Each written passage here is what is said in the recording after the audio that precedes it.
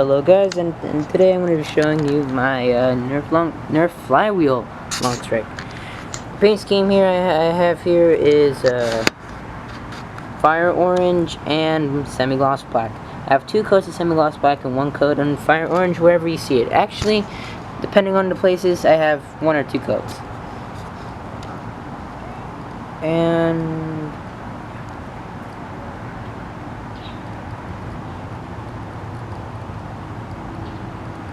And okay, so also I have here the drum that I painted to go along with it. Now, if you could tell from the front, this is a Sonic Ice Rampage drum. And as you can tell, especially over here, that paint like splashed out of the tape, and now I'm gonna have to paint it over with black. But I thought it wasn't big of a deal, and I should do the video anyways. Get that out of the way. And the blaster itself, and yes, that is a longstrike scope painted black. And I do have 2 6 clips over there. The trigger over here is non-functional, but I'm planning that it will be functional soon.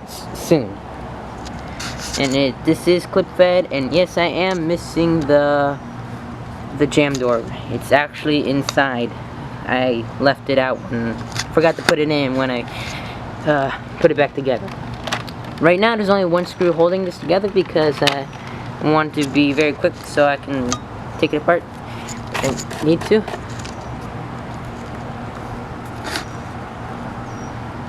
And yes, I did do the removable sock mod. It was very simple. It only took me like a minute, 30 minutes.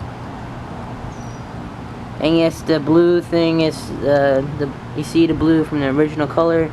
That was from duct tape that I had over it to hold the batteries. But I realized I didn't need it because these Energizer batteries here are like a little bit bigger, so they hold themselves really well. I have 8 of them. Here's the flywheel cage and the wiring. And now unscrew this, so just give me a second.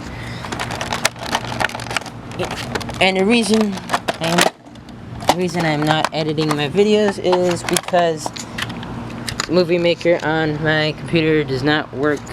Like, for some reason it always glitches out on me, and like it messes up the video. So yeah, and there's the 1 screw. Now I'm pretty sure I'm the first. I don't think I'm the first person to do a flywheel long strike, but I do think I am the first to do a long strike that fires like this. As I flip it open, see the internals on my back. So here we have a 12-volt switch, 12-volt switch, and it's made for a lot of amperage. It's supposed to be in a truck. And I got it from Pep Boys, like for $3. Wiring, and then you see that the trigger isn't connected to anything.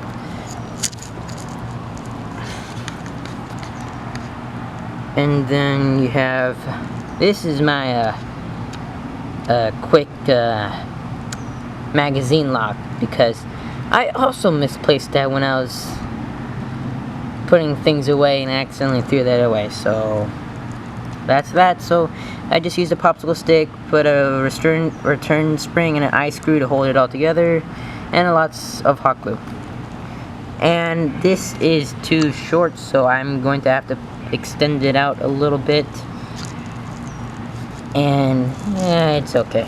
It actually works, sort of. Well, not yet, but it goes back. So I'm happy for that, with that.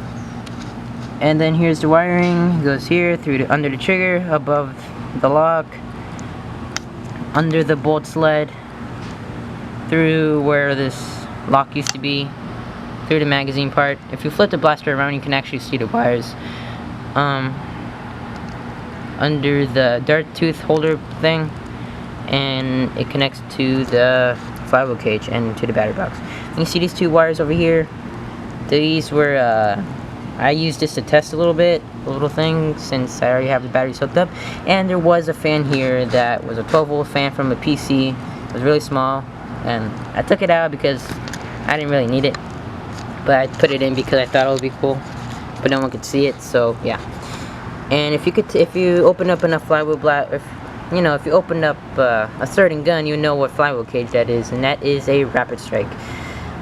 And yes, I do have a rapid strike, and I do have the rest of its internals, but in another gun, and that's for another video, which I know you all would be very tempted to see.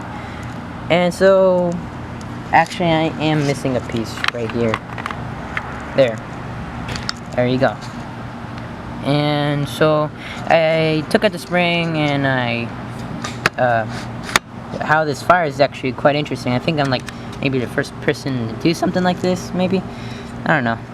But you see how like I used a bolt, but I'm gonna use a screwdriver just because I have it right here. And it pushes. So the magazine sits here, and it pushes it in like.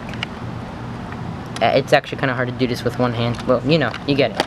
Right, so the magazine sits there, and it pushes it in. Oh, wait, give me a sec. This doesn't work well if you don't have the other side of the shell on, but yeah. So it pushes it into the dart tooth housing, I guess you could call it, and into the flywheels, and it like shoots out. Now, I do have a little bit of jamming problem, especially when I put the barrel on. I got 5 darts stuck in this barrel. I don't know how that was possible, but I somehow did. And yeah, but I think it's because like how that's like a little bit of an angle, and I need to fix that.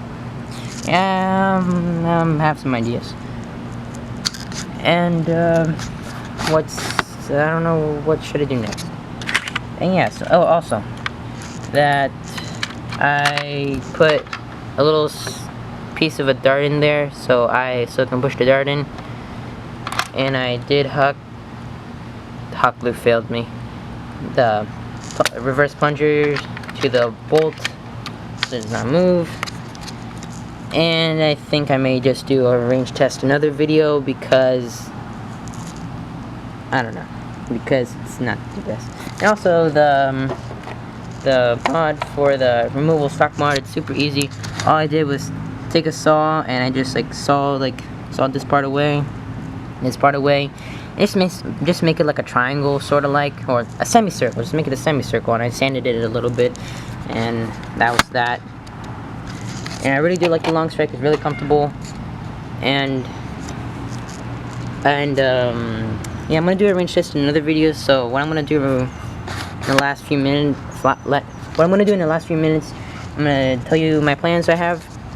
So I do want to get rid of this a little bit wonky-ish dart pushing system, which isn't that reliable. And what I'm going to do is I'm going to get a barricade from eBay. I'm gonna get a barricade, not a stockade, barricade, because the barricade has these flywheels that have teeth on it, and I want to experiment with that and other stuff. And also it has the trigger pushing mechanism, so I'm gonna somehow, I don't know how, but I'm gonna like integrate it like all over here, and I'm gonna extend it so it like pushes it over there, so it will be a lot more efficient, because this isn't efficient. And after I do that, like maybe like somewhere around here or here, not these places are too small, but like over here where the reverse plunger is, I'm gonna put this motor that has the counterweights on half of the shaft I got from a remote control. So whenever like you flip this switch right here, it will the back of the blaster will start rumbling. And I think that'd be really cool. And I don't think anybody else has actually integrated anything with that, or integrated anything from a PC into a blaster. And I'll show you the fan maybe in another video. And that is it. And thank you for watching. And oh wait, I'm just gonna rev it up for you. It does feel good revving up. And yeah, that is it. Thank you for watching.